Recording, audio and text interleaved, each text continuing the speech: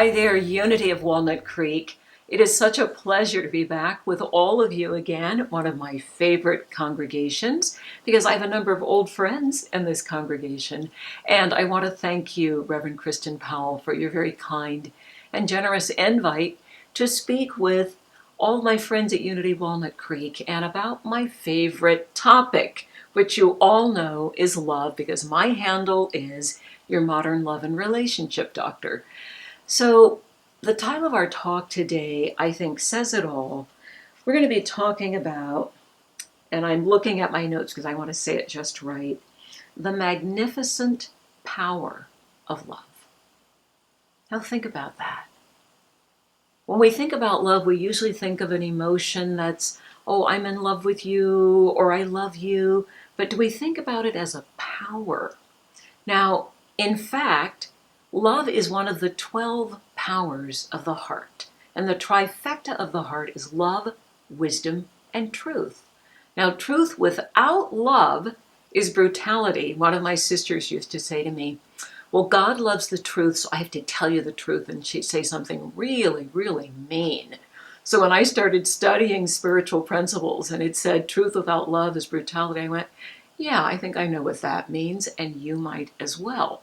So if you're going to tell someone the truth, it has to always be done with love, or you've crossed a line.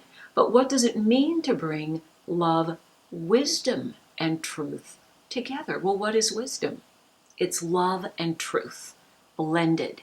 So we're going to focus on heart power, but we're also going to look at how we apply this magnificent power of love during a global pandemic, as we're now recovering from one of the most poisonous political situations I've ever seen in this country. And I have worked in politics, and my God, it's just been frightening.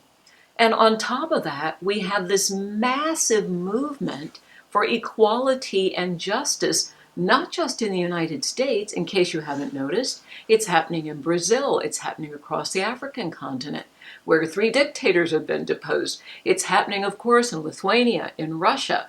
It's happening everywhere. And primarily we see young people saying, we won't suffer with oppression anymore. So let me start with the pandemic. All of the First Nations elders and wisdom teachers and wisdom keepers that I know have been saying that the reason we have the pandemic is that it's an elder, because all microbials were here before us. Anything that was here before us is an elder. All elders are our teachers. So the question they've been holding is, what is this elder here to teach us? And guess what? They believe around the world that the elder of COVID-19 is here to teach us how to care for one another. So what if the magnificent power of love is linked to us awakening to our power to love in the face of this elder saying, I'm going to give it to you straight, no chaser, everybody. You've got to open your hearts now or never. We won't have a home planet to live on. People are being wiped out and oppressed around the world. It has to stop. So here we go. We put the brakes on the whole world. And I truly believe the only way out of the conundrum we're in as human beings is to learn to open our hearts to the power of love. Pandemic can't stop love. Pandemic is actually something that's encouraging us. Every challenge is a lesson. Every loss is a gain. And what are we learning? What are we gaining? It's capacity to identify, to cultivate, and to unleash this magnificent power. This afternoon, when we do the afternoon training from 5:30 to 7, you can join me and register. We're going to get really down and dirty and get into practices. You're going to learn 5 practices for dealing with love that will actually give you a way forward. But right now, I want to say from my own personal experience, I learned through Unity that these principles, this energy, this love stuff we're talking about is real, and yes, it's powerful. My very first experience of unity was going through a profound time of depression in my own life. I was so depressed that I literally was disassociating. I thought I was invisible. And I met a teacher. I was working with Dr. Virginia Satir, and some of my friends here at Unity Walnut Creek were with me in a month-long training with Dr. Satir. And you guys all know Virginia Satir created neurolinguistic programming, humanistic psychology, and family therapy. She was one of those great lights that came on the planet. And what I learned during that time is that I was depressed. I didn't know what was wrong with me. But Della Heidi said to me, you know, you should go to the Unity Church. And she said the word church, and I was like, church, forget it. I will never set foot in a church again. I grew up in a church. It was persecution all the way through, sin, hell, damnation, the whole thing. There was no way I could go to church. But I was so depressed, I was out jogging as a way to try to keep going, and I looked up, and I saw this sign that said Unity Church, because I had never jogged that route. It was Unity, San Francisco, 19th Avenue. I looked at my sweaty, nasty jogging clothes. I'm dripping sweat, and I thought, I got nothing to lose. I went in the church and learned how to apply love to a situation I was in real time. And the whole situation was transformed because the teacher taught me to just send love and blessings to the person that I felt was persecuting me. I didn't know then that that was a teacher. That's how your teachers show up. And everything just changed. And within 6 weeks, I had a new job, the job of my dreams. I met my husband because of that job. We had our family. It all shifted. So love is a magnificent power. Now the question is, do we carry love, or does love carry us? Think about it for a minute. I think it's both. I think once we connect to this heart power of love and we begin to practice love in our lives, we begin to shift our vibratory frequency. And once we reach, you've all seen David Hawkins' scale of consciousness, to get above the part of the scale where you're losing energy and life force, you have to get up to courage. And what is courage? Le cœur is the heart. You have to have the courage to open your heart. And the more you open your heart and you go up the scale, we get third from the top of the scale. The top is enlightenment. Just below enlightenment is joy. And just before joy is love. So love triggers this synergy. It triggers this transformation.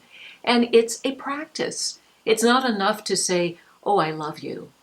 It is a practice. It takes meditating on love. It takes looking at someone that's a challenge for us, like the boss I had to learn to bless and love back in my first Unity experience.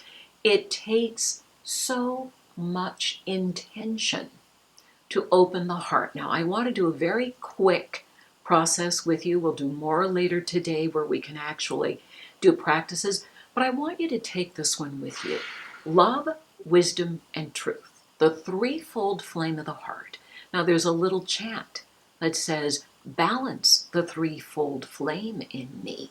Balance the threefold flame in me. Love, wisdom, and truth. And if you would tap your heart, please, and just say it with me. Balance the threefold flame in me. Balance the threefold flame in me. Love, wisdom, and truth. Now focus this flame on someone or something in your life, and it could be you, a part of you that you want to transform. And just breathe in love, wisdom, and truth. Breathe it in. And just for a moment, notice if anything shifts. Maybe you feel more stillness, maybe more peace, more being present, more aliveness. For some people, they can actually feel their heart begin to shift and the energy to increase. And that's the magnificent power of love at work, because just like that, that took all of 30 seconds. We can create a shift because we put the mind together and we put head and heart together, that's the magic. That's the power. Typically the head's over here and the heart's over here going, hi, can we work together, please? But the head's going, I can solve this. I will make this work for you. I know a strategy. I read something in it. But we need to put our heart into it. How many times have you heard people say, put your heart into it? Put your heart into it. All those old colloquialisms come from this subconscious well of knowledge that we have that the heart and love are powerful. We actually know that. Now, back to the pandemic. From all over the world, we know there's been a 30 to 33% spike in divorce. We know that there's been a 30% spike in violence against women in their own homes. We know that people are struggling emotionally because of this pandemic. Isolation is not what we're designed for. Our brains are designed to connect with other people, to communicate. Our entire being is about connecting and communicating. Working with Down syndrome children, I learned how much heart power they have, and it doesn't matter about the wiring here. Heart power is real, and you can feel it. And I felt it every day. I was teaching Down syndrome children, so I challenge you. During this pandemic, how can you fine-tune heart power? Because on a personal level, as well as a global level, we are being challenged to shift consciousness and shift it fast. So how do we bring it home? What kinds of things can you do right now to unleash this magnificent power of love? Well, the first thing I'd like to recommend is take a look at how you wake up in the morning. Some of us do meditation, prayer work, affirmations, journaling, all sorts of lovely things, because after all, that's who we are in this community. Some of us do that at night. Some of us do it morning and night. But I wonder if you take all of that out into the world so that as we look at the struggle of isolation, or we look at the struggle of living in isolation with someone that we're partnered with, that we can actually say, we've got to love our way through the pandemic. Love ourselves and love anyone else in the family or friends or neighbors. And this is a time to practice, practice, practice. So I'm working with some couples in the UK and Germany, different parts of the world, all because of Zoom now. Everybody's on Zoom. And the practices I'm asking them to focus on, instead of focusing on, as one said, gee, I don't like this person I'm in lockdown with, can you help us get a divorce that's friendly? I said, what about becoming friends now instead of a friendly divorce? And the response was, oh, I hadn't thought of that. So how can you be a better friend to yourself during the pandemic? How can you be a better friend to your partner, to all the people around you? So the practice is morning meditation, affirmations, and writing a statement of commitment that today I am willing to unleash the magnificent power of love, particularly where I'm challenged to do so. Now, the results I've seen working with couples when they can get to a place of making a commitment to love, to express themselves in a loving way, to treat one another with love, things begin to shift. Now, guys, I hope you don't need me to say this, but the most important thing is show love to yourself. 9 times out of 10, when we're being mean or nasty to someone else, we're projecting how we feel, and it's not about the other person. So bring it home. When's the last time you looked in the mirror and said, I love you, and really meant self-love in a way that opened your heart to yourself, that I accept you, that you're doing a good job. This lifetime is challenging because life is supposed to challenge us. It's supposed to give us opportunities to grow and expand our capacity to love. So the most important thing I want to leave you with is that the purpose of life is to learn how to love unconditionally. That's what we're here to learn. That's the curriculum. And that is the core of all life lessons. So when in doubt, ask yourself, how can I apply more love? This isn't working. Maybe I need to do a better job loving. I'm slipping over here. Maybe I need more love and care. When in doubt, open your heart to love. And right now, this is your final practice this morning.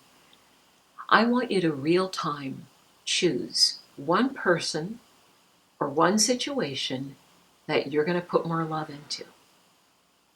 And if you're all hung up about them on the other side of politics, then I think you need to give some love to them over there, because we can't afford to square off on one another. Do I have to say it? Divided we fall? Okay, we need this unity, and love is the unifying force. It's the magnificent power that holds you together, holds a relationship together, holds a family together, holds a community together, holds this country together, and makes the world work. It's love.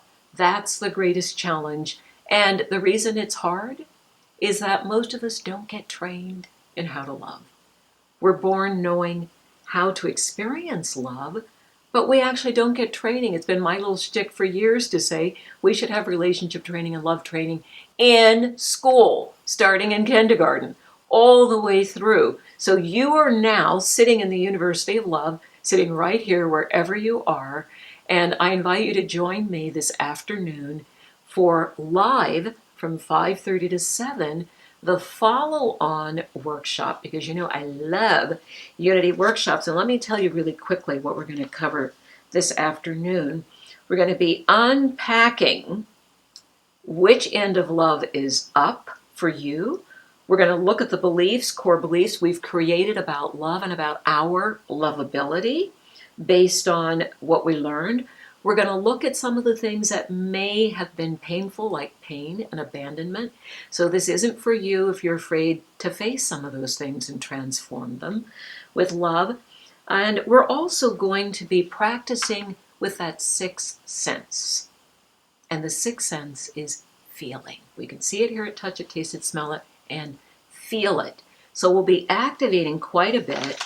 And the title of this are the new rules for true love, 5 love practices you can operate with right now.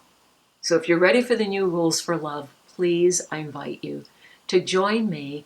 And what I would like you to do, whether you can make it this afternoon or not, is take these practices into your life, embrace them, spread love everywhere you go. When in doubt, just love, love, love with all your heart. And imagine a world where this magnificent power is flowing from all of us. What we could do to transform ourselves and this planet.